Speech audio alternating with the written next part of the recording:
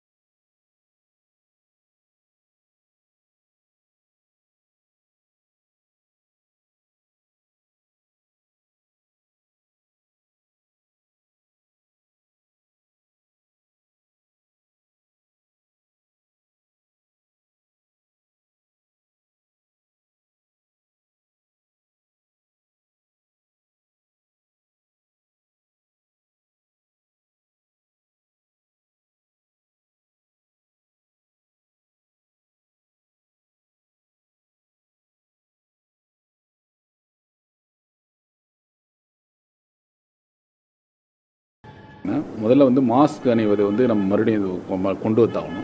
ஏன்னா surge increase ஆகிட்டு இருக்கு. Infectivity percentage also is going up.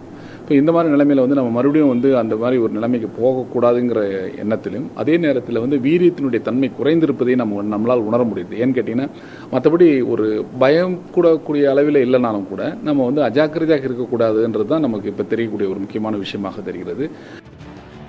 எனினும் தற்போதைய பரவலில் 100 பேருக்கு தொற்று ஏற்பட்டால் 1 அல்லது 2 பேர் மட்டுமே பாதிக்கப்படுவது சற்று ஆறுதலான விஷயம் என்று தேரணிராஜன் கூறினார். தமிழ்நாட்டில் இன்னும் முதல் தவணை தடுப்பூசியை செலுத்திக் கொள்ளாதோர், 2ஆம் தவணை மற்றும் பூஸ்டர் டோஸ் செலுத்திக் கொள்ளாதவர்கள், இணை நோய்களை கட்டுப்படுத்தாதவர்களுக்கு கொரோனா தொற்று ஏற்படுவதாக அரசு ராஜீவ்காந்தி மருத்துவமனை முதல்வர் தெரிவித்தார்.